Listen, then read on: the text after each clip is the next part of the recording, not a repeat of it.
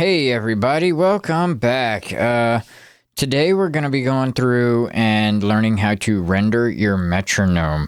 I know it's a very small and frivolous thing, but it is important at times and you might need to know how to do it. For example, this song currently that is pulled up, I am about to send off to an engineer to start working with it a little bit more. It's just a few rough ideas that I had that I would like to get really fine-tuned and figured out. So something I'd like to do, since there are so many time changes, the time signature changes quite a lot. The tempo stays the same, but the time signature changes depending on the part. And instead of trying to explain that to an engineer, I'm just going to render down my metronome and send him the files like that. So what we're going to do is go ahead and get your loop set to the entirety of the song. And I'm going to set the loop all the way back to the very beginning, and it doesn't matter if there's a space, because your engineer will be able to figure that out.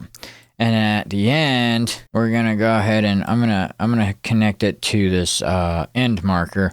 I just left a little extra gap because there's a fun little bit at the end that I don't want clipped off or cut off, so I just leave a little bit of extra space.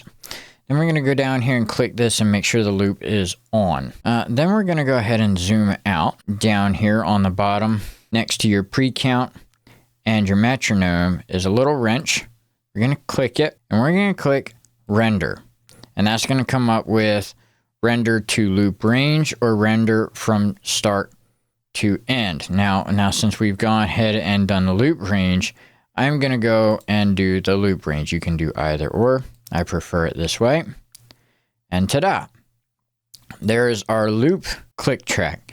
Now I'm going to go ahead and separate this out into the two different time signatures, which requires me to zoom in a little bit and start cutting where it changes. So the first beat of it is 7/4, and the next beat of it is 4/4. So I'm going to find where that 4/4 starts. And then I'm going to go to the top portion of the track and double click, and it's going to cut it in two. Now I'm going to go ahead and duplicate this track, and I'm going to click and name this one 4/4, and I'm going to name this one 7/4. So now we know 7/4 is there, and then we're going to go make another cut. We're going to find where it goes back to 7/7 and cut it there. And then I'm going to drag that one that is 4/4 down to the next track under it. And then I'm going to continue all the way down, finding all the 4/4s, snipping them out,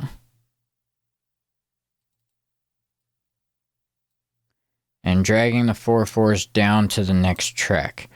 So this one's pretty long, and then this one here is a snip.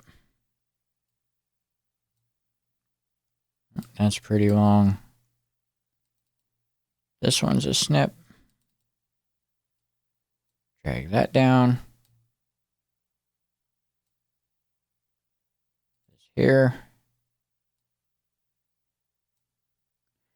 And this here. There we go. And then when we zoom out, this is what it'll look like. I'll change the colors of them too, just so that you can, I'll gray them out. So they'll be gray. So now when I go and send this track to a engineer, they'll be able to take this 7/4 and 4/4 as a guide on where they should put their markers in their own studio DAW when they're working on it, so that they are always on time. Typically, like if it's a track that has one single signature, time signature, and one single tempo, I typically just write that on a like a Google document or something and send it out that way. But when it gets complicated and you have a bunch of time changes or a bunch of tempo changes, it's always nice to give an idea of where you were so that your engineer can kind of work on it too, or you send it to a buddy. They have a click track to follow through and set their stuff up to your timing and tempo. And then you would be able to export that the same way you do all your other tracks, and that would be it. It's a short one, but it is important. Maybe give it a try the next time that you have multiple timing changes in your next song, and hopefully this helps. Thank you for watching. I'll see you next week.